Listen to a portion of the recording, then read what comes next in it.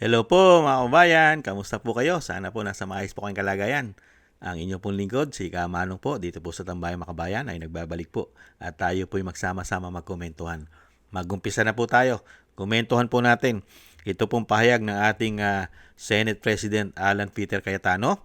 Ayon po sa kanya, ay ngayon lang po nangyari sa pagkakataon po ngayon na meron pong majority ang Senado na hindi po sunod-sunuran sa executive. Hindi po sunod-sunuran at nadidiktahan at pwedeng diktahan ng presidente na may issue ng pulburon at tinatawag na bangag ng kanyang ate. Sana po manindigan po si Senate President at ipagpatuloy niya po ang dapat ay para sa taong bayan, hindi po para sa mga politiko na sila ay pinoprotektahan sa kanilang masama at maling gawain.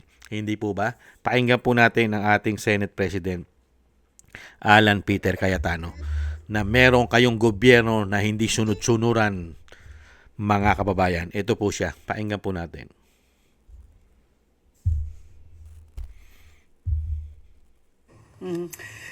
Matulog kayo na nalalaman, meron kayong gobyerno na hindi sunod-sunuran lang. Meron kayong Senado na lalaban. Meron kayong Senado na hahanapin ang katotohanan. May mga senador sa majority na handang makulong, ilaban lang yung kanilang prinsipyo na independent ang Senate. Tuloy-tuloy po ang intriga, kaya tuloy-tuloy din po ang pag-meeting namin. But our country is worth it. So if you ask me what can you do for us, pray for us. Pray that we stick together, that this majority will be given a chance. But pray then, di ba, na walang cover up kahit sino man. Matulog kayo na nalalaman, meron kayong gobyerno na hindi sunod-sunuran lang. Meron kayong Senado na...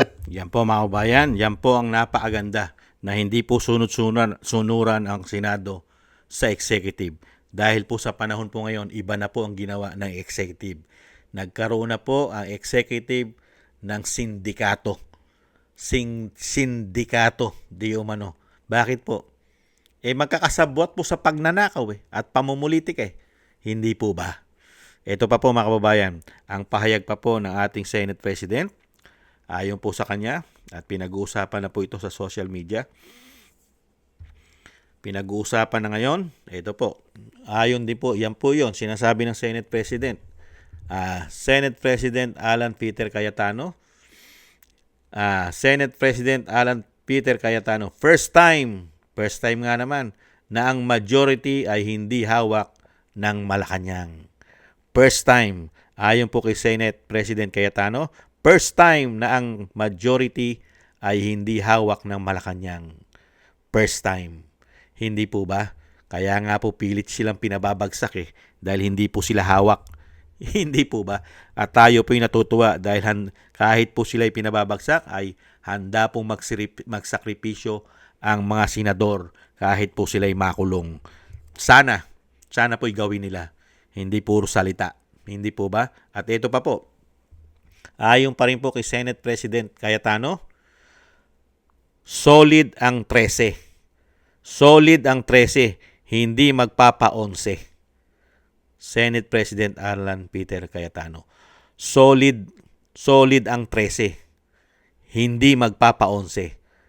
Kasi pag nagpa-11 sila, para pong sinabi nila na sila po ay kumakampi at kinukonsinti pa nila ang kanilang pagnanakaw sa taong bayan. At sila naman po ay bistado na po natin. Dahil nga po, talamak talaga ang ginawa nilang korupsyon sa ating bansa ng mahigit 3 taon at mag-4 na taon na. Hindi po ba? Sana ito pong ating solid 13, ang ating majority 13, ay wag na po kayong magpa-11 dito po sa tinatawag na mga maleta gangs, mga kababayan. Sana wag na rin kayong magpa-11 sa executive. Hindi po ba, Senate President Cayetano? Manindigan naman kayo para sa taong bayan. Lumaban naman kayo, labanan nyo ang nagahari na kasamaan sa gobyerno natin. Hindi ba? Manindigan naman kayo. At hindi naman po panghabang buhay ang mga hayop na yan sa kanilang posisyon. At nahandyan naman po ang taong bayan, nahandito naman po kami na sumusuporta sa inyong malinis at mabuting hangarin para sa ating bansa. Basta lang po, manindigan lang po kayo at huwag kayong matakot dahil yung mga tao na yan ay meron din pong pagbagsak yan. Babagsak at babagsak din po ang mga hayop na yan. Hindi po ba? At bantayan po natin. Sana wala na po maghudas sa 13. Yan po ang pilit po nilang ginagawa at pilit po nilang ginagawa ng paraan yan dahil ayon po mismo kay Senator Marcoleta ay talaga pong nililigawan at pilit pong pinagre-resign o sinasabing gustong-gusto nilang magkaroon ng hudas sa 13. Pilit po nilang nililigawan ang mga senador dyan sa Majority 13 para maging hudas, mga kababayan. Huwag naman sana. Tumayo kayo. Tumayo kayo at kayo naman ay mayayaman na at may mga pera na. Kaya nyo sagutin yan sa hukuman ang kanilang mga paratang at binibintang sa inyo. At mabilis lang naman ang panahon. Darating din ang panahon na lalabas talaga ang katotohanan. Ang katotohanan ang mananaig, hindi ang kanilang mga kasinungalingan. Hindi po ba? Mabuhay po kayo, Senate President Cayetano, at ang puwersa at suporta po ng majority ng Pilipino ay nasa tama at nasa inyo. Mabuhay po kayo at ingat-ingat po kayo. Maraming salamat po mga kababayan at suportahan po natin ang Majority 13 na huwag na po sana silang mapa-11 o ma-11. At syempre sama po natin sa ating mga dasal at panalangin na magtagumpay po ang ating mga senador, ang Majority 13. Hindi po sana sila tuluyan na pong magapi ng masasamang politiko sa ating bansa. Manaig po sana ang kabutihan dyan sa Senado. Maraming salamat po mga kabayan sa nagusto po natin tambayan mga kabayan sa YouTube at TikTok. At ganoon din po sa ating mga subscribers sa YouTube at TikTok. Maraming salamat po sa inyo sa nagusto po ng tambayan mga kabayan. Excuse me po.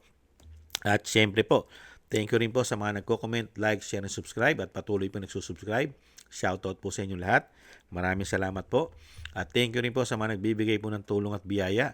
Shoutout po kay Eric Hershaw from Canada, Kingston from Hong Kong, Bechi Chiyoko, Gina Ray from Berlin, Germany, Jake Yahut from California, USA, Julieta Silona from Sydney, Australia, Baby Roman at Ate Isa from Cagayan, Bali, Jem Aris from United Arab Emirates, Jovelyn Watanabe from Japan, ako si Pilam, Ani Jo, Chodorico Erguisa Jr., Arfel Villacorta, Wills Bubbles, Rosalina, Michelle Yamaguchi from Japan, Norma Garcia, at Mary Natividad Blingden from Netherlands, Gay at Shena, Tatay Nick from Toronto, Canada, Nancy Lumampaw, Balance Vision TV, Jesus Valdivena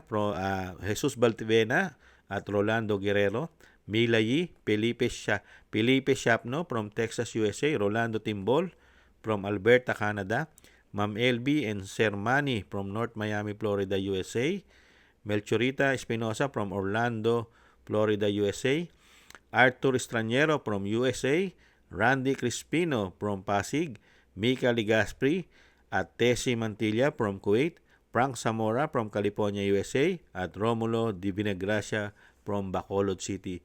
Shoutout po sa inyong lahat mga kabayan at ingat-ingat po kayo at tis-tis po kayo. Tis-tis po muna tayo at ingat-ingat po kayo sa inyong mga paggawa. God bless po sa inyong lahat.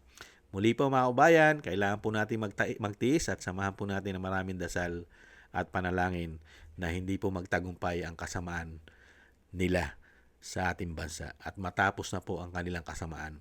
Maraming salamat po. Bye-bye.